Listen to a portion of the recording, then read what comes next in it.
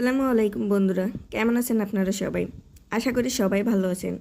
আপনাদের দোয়া, ভালোবাসা ও আল্লাহর রহমতে আমিও ভালো আছি। আবারও চলে আসলাম আপনাদের মাঝে নতুন একটি ব্লগ ভিডিও নিয়ে। আজকে আমি আপনাদের সাথে শেয়ার করব নোনা ইলিশ দিয়ে বিচি কলার রেসিপি। এটি কিন্তু খেতে দুর্দান্ত স্বাদ হয়। তো আমি এখানে নিয়েছিলাম ক্যাসারোলের ভিতরে আমি বেটে রাখা পেঁয়াজ রসুন তেলে দিয়ে ভালো করে ভেজে নিচ্ছিলাম। তারপর আমি এর ভিতরে অ্যাড করেছিলাম বেটে রাখা কাঁচামরিচ। আমি অফ ক্যামেরায় কিছুটা পানি দিয়ে নিয়েছিলাম, পানি দিয়ে মশলাটা কষিয়ে নিচ্ছিলাম। তারপর আমি এখানে অ্যাড করলাম লবণ, হলুদের গুঁড়া।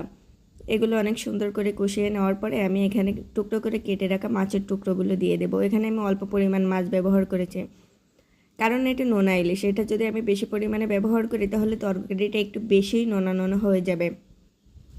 তার কারণে আমি এখানে এটি অল্পই ব্যবহার করেছি।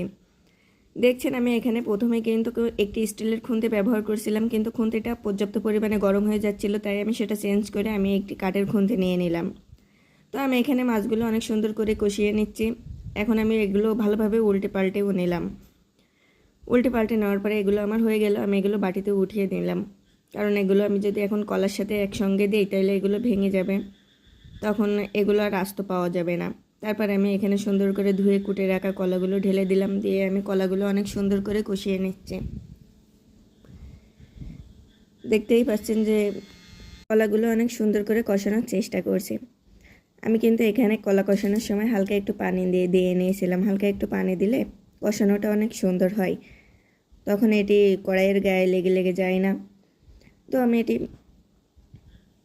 কষানো শেষ করে এর ভিতরে ঢেলে দিলাম ঝোলের জন্য পর্যাপ্ত পরিমাণে পানি। ঢেলে দিয়ে আমি এখানে এটি ঢাকনা দিয়ে ঢেকে দিলাম। তারপর আমি 10 থেকে 15 মিনিট পরে এসে আমি চেক করে নিলাম যে আমার কলাটা সিদ্ধ হয়েছে কিনা। তখনও আমার কলাটা সিদ্ধ হতে কিছুটা বাকি ছিল। আমি আবার ঢাকা দিয়ে দিলাম, ফিরে এলাম কিছুক্ষণ পরে। তারপর আমার কলা যখন পুরোপুরি সিদ্ধ হয়ে গেল তখন আমি এর ভিতরে দিয়ে দিলাম পর্যাপ্ত পরিমাণে জিরার গুঁড়ো। জিরার গুঁড়ো দেওয়ার পরে আমি ভালোভাবে নাড়াচাড়া করে নিলাম এবং আমি এখানে ঢেলে দিলাম আমার সুন্দর করে কষিয়ে রাখা ইলিশ মাছের টুকরাগুলো। হয়ে গেল নোনা ইলিশ দিয়ে বিচি কলার রেসিপি। ধন্যবাদ।